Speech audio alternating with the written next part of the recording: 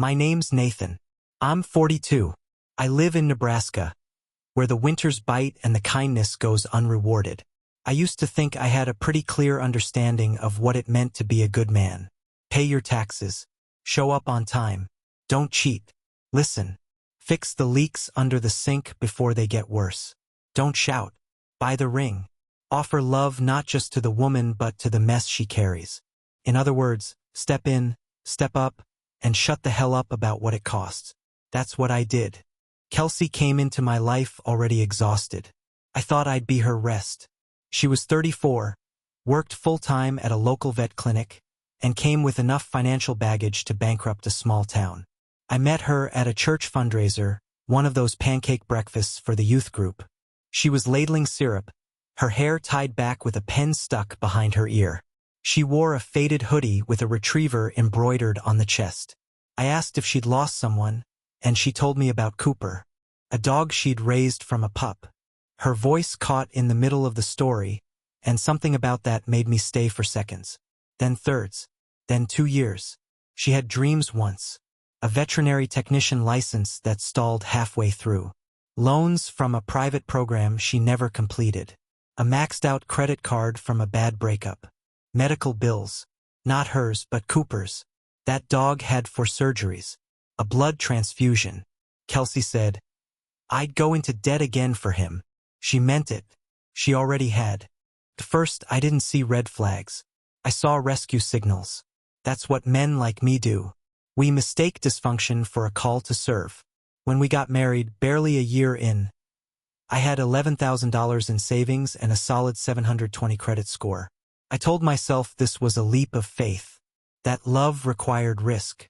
That the past didn't matter if 2 people were willing to fight for a better future. So I said yes. To the wedding. To her debts. To everything.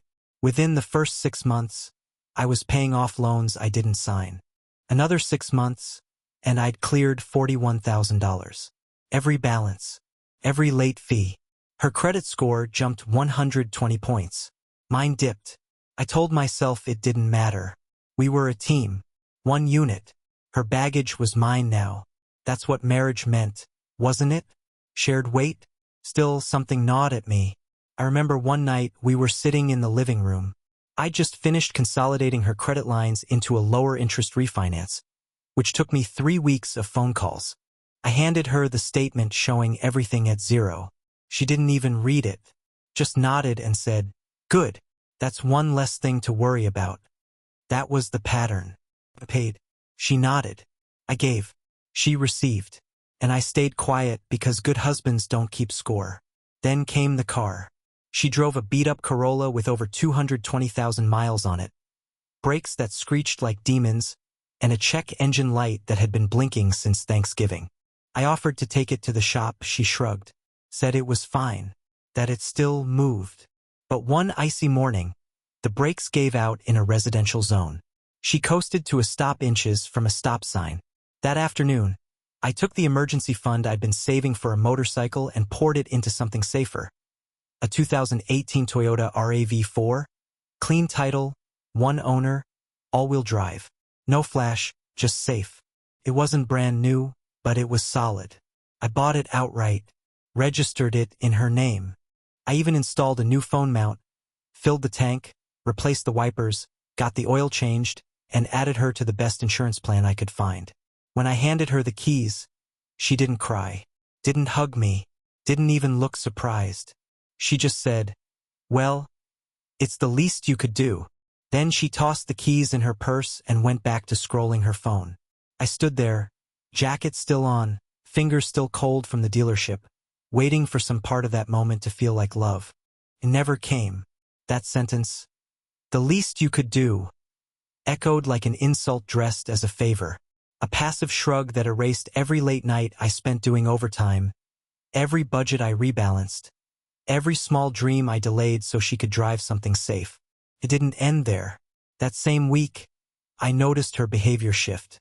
She started sleeping with her phone under her pillow, changed the banking passwords without telling me, kept the screen face down whenever I walked by.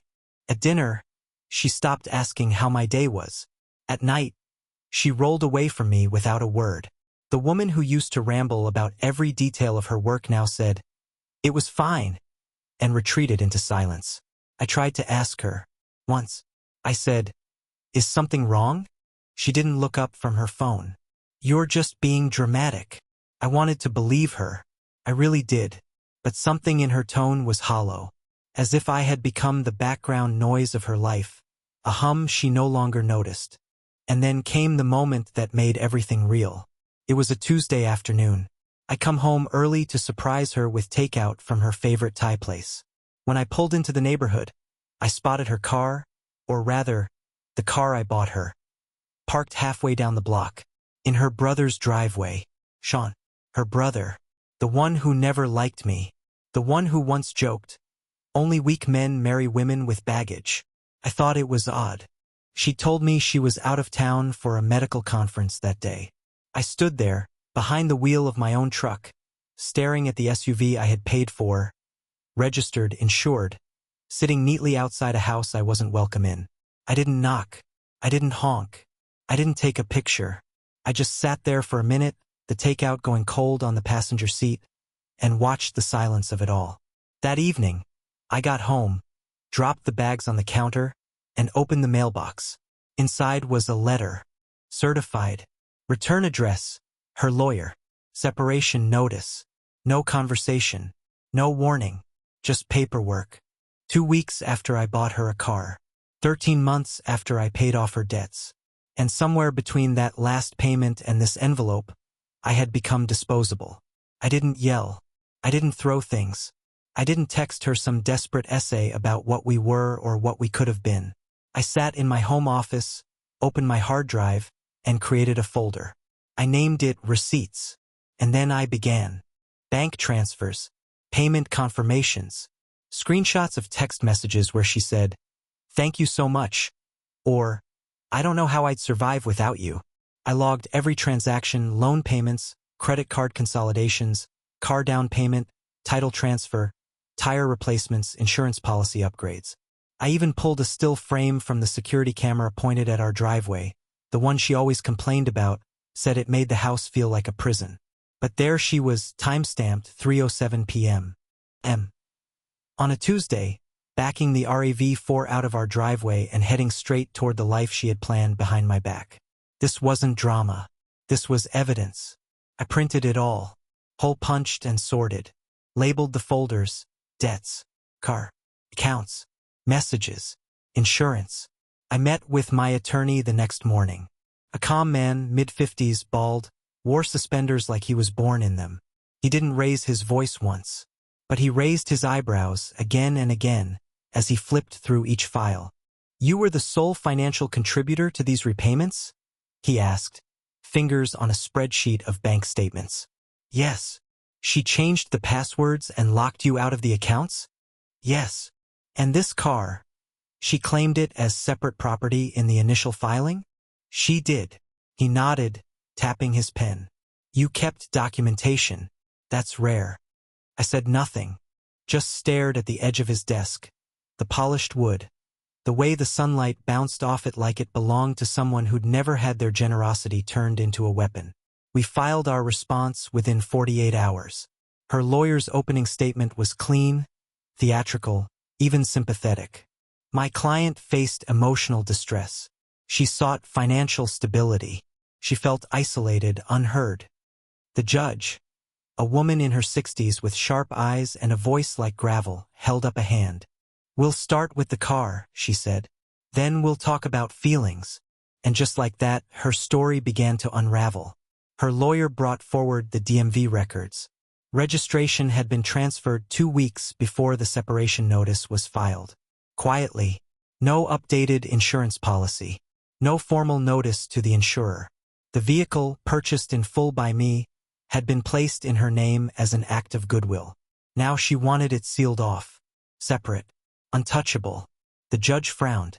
"Miss Martin," she asked, "why was the vehicle transferred to your brother's address?" Kelsey glanced at her lawyer, then at the floor, then at the judge. "For insurance," she said.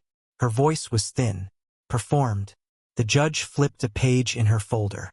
"Your insurer shows no policy changes. Try again. Kelsey hesitated. Her lawyer shifted uncomfortably. I panicked, she said finally. I didn't know what else to do. There it was. A lie dissolved. An intention revealed. We took a recess.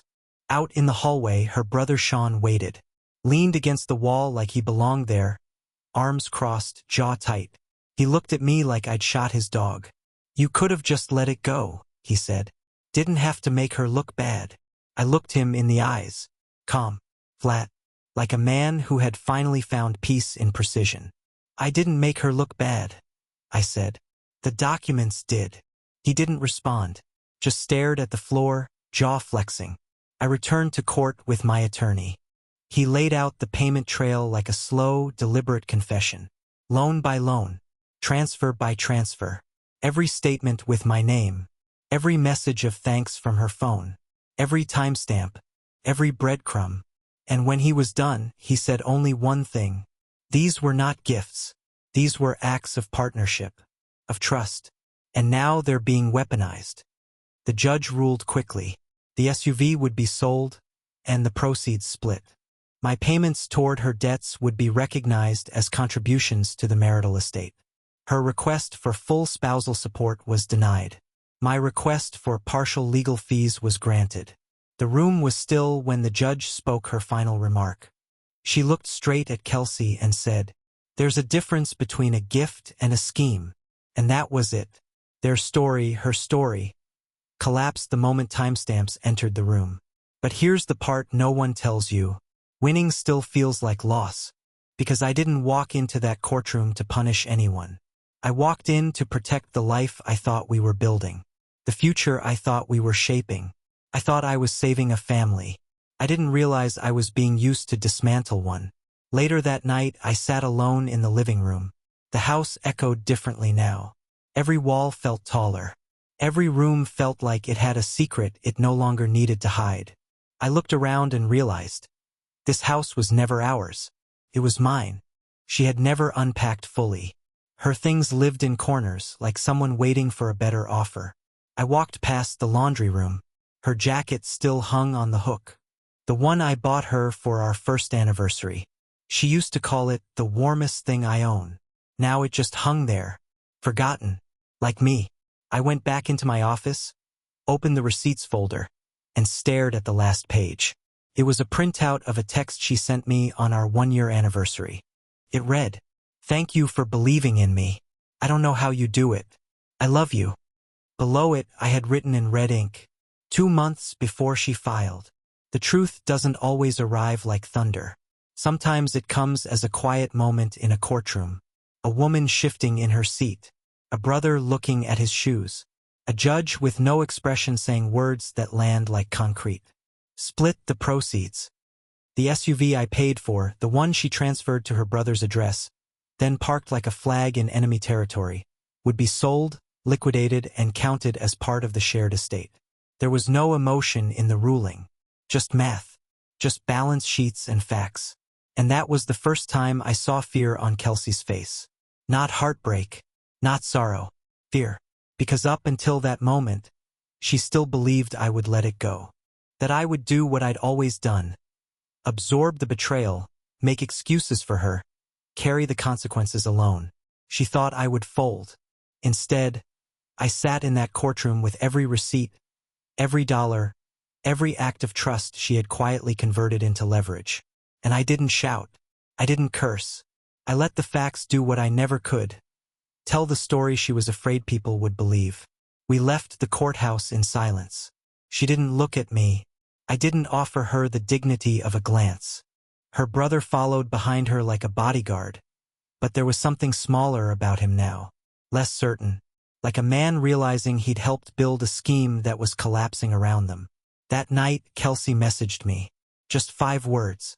"Can we talk? Just us." I stared at the screen for 5 full minutes. Then I set the phone down and walked away. Because when someone parks the car you bought them in another man's driveway, then files legal paperwork behind your back, the time for talking is over. All that's left is the ledger. 2 weeks later, I received notice that the car had been listed. The valuation was lower than I expected, mileage where, A few cosmetic issues I knew hadn't been there when I signed the paperwork. I didn't fight it, didn't argue over a few $1,000s. Because by then, something more valuable had returned to me. Clarity. I had been living in a fog for so long, I forgot what it meant to breathe. She'd sold the illusion of partnership like it was love. That was her real talent, making dependency feel like connection. But when you strip away the debt and the need and the performance, what remained was a woman who saw me as a wallet with arms. That wasn't marriage. That was a transaction. My lawyer called with updates. The judge had denied her spousal support in full, cited intentional concealment and asset manipulation. The exact phrase used was, "The petitioner demonstrated a pattern of financial deception inconsistent with good faith negotiations." Translation: she lied, she got caught, and now the mask was off. As for the debts, my contributions were ruled joint, recognized, tallied. They even traced payments back to her student loans from before we were married. She had argued that those were her personal burden, but the moment I paid them down during the marriage, they became marital property. The court said, "You cannot accept the benefit and deny the source." I copied that line down, word for word, taped it above my desk. You cannot accept the benefit and deny the source. That became the rule I started living by. The more I let go of her, the more I began to see what she really was. Collector, not of love, not of memories, but of favors. She moved through life gathering help, sympathy, resources, and once she had them secured, she looked for the next step, the next escape hatch, the next man who could offer her relief from accountability. And I had been her biggest catch yet. $41,000. A fully paid crossover. A full year of partnership I thought was real, while she was already planning her exit behind my back. Her texts slowed down after the ruling. Just the occasional question about logistics, mail forwarding, a shared streaming password she forgot to change. I answered each message like a legal document, short, factual, unfeeling. Eventually she stopped asking, but her silence wasn't peace. It was shame. One morning, I got a call from a friend, Dave, a guy I used to work with before the job downsized. He said, "You seen Sean's Instagram lately?" I hadn't. I don't look for things I don't want to know anymore. But he told me anyway. Posted a picture with the SUV. Caption said, "Some people donate to shelters. My brother-in-law donates cars." I didn't reply. There was nothing left to say. Because petty people will always cling to petty victories. Let them. Let them boast about what they almost got away with. Let them flex in stolen vehicles, wear sarcasm like armor. It won't protect them from the truth. Because the car's gone now. Sold. Split. And when the check came in the mail, my half neatly folded into a court-stamped envelope, I cashed it and walked straight into a local hardware store. Bought paint, notebooks, new hinges for the cabinets she always complained about but never helped fix. It wasn't revenge. It was reclamation. 3 weeks after the court ruling, I ran into her mother. Grocery store, frozen section. She saw me first. "Oh, Nathan," she said, clutching a bag of peas like it might explode. "I didn't know you still shopped here." I smiled, polite, controlled. "I still live here," I said. She blinked. "Right? Of course." She hesitated, then added, "Kelsey's been through a lot, you know? I hope you're not too hard on her." I didn't laugh. I didn't scoff. I just said, "She wasn't hard on me. She was strategic." The woman didn't reply, just stared at the peas. As I walked away, I heard her whisper something to herself. Something like, "God, she always picks the ones who love too much." That stayed with me longer than I care to admit. Because love isn't a weakness, unless it's weaponized. And mine was. I could feel the shift in my body before I ever saw it in my bank account. The weight was gone. The fog was lifting. I was finally building something again. Not for someone else, but for myself. The house stayed quiet. No more passive-aggressive notes on the fridge. No more cold silences. No more scrolling phones at the dinner table. I cooked for one. Ate alone. And every bite tasted like truth. Then, one night, Deep into the silence, a message came through. Just 4 words this time. I'm not okay. I stared at it, let it sit, then typed a reply. I know, but I didn't hit send. Because sometimes caring doesn't mean returning. Sometimes love is saying nothing. Sometimes silence is closure. I watched the message for another minute. Then I deleted it, closed the app, powered down the phone, and slept. For the first time in months, I slept. There was no dramatic exit, no shouting, no packed suitcase at midnight. Just a slow, deliberate walk through a house that had grown too quiet to call a home. The air felt thinner. The walls echoed differently. It no longer smelled like dinners or shampoo or her perfume clinging to sweaters left behind. It smelled like paper, legal documents, court orders, final notices. When I turned the key in the door that last time, I didn't think about what I was leaving behind. I thought about what I was no longer willing to carry. The debts, the justifications, the shame of being needed more than I was loved. I left the porch light off, because I wasn't coming back. Now I live in a 1-bedroom apartment on the edge of town. Blank white walls. No decor. No framed photos. Just a mattress on a low frame, a desk I bought secondhand, and a fridge that hums louder than it should. There's no noise here, but there's no pretending either. And that's something. The first morning alone, I woke up to silence so complete it startled me. No footsteps. No drawers slamming. No phone buzzing beside me. Just the dull ache of a man getting used to peace. I made coffee. Black. Hot. I didn't pour a second cup for anyone. Didn't leave a note. Didn't have to explain why I wasn't smiling. And something about that, about the quiet ritual of making coffee for one, felt more honest than anything I'd done in the last year of my marriage. Because honesty isn't always what you say. Sometimes it's what you stop saying. Weeks passed. The divorce finalized. The checks cleared. The car sold. My name unlinked from hers in every database that once treated us like a unit.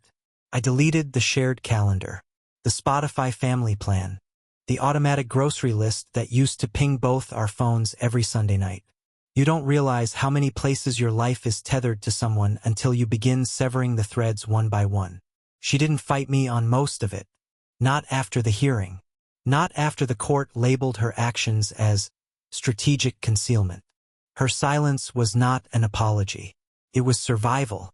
The kind of silence you use when you still want to be seen as the victim, even after being caught as the architect. I ran into her again once, 3 months post-divorce, at a gas station. She was filling up the SUV. No, not the same one. That one was gone, auctioned off in some used car lot halfway across the state. This was a newer model, leased probably, the kind people get when they still want the look of independence without the monthly strain of ownership.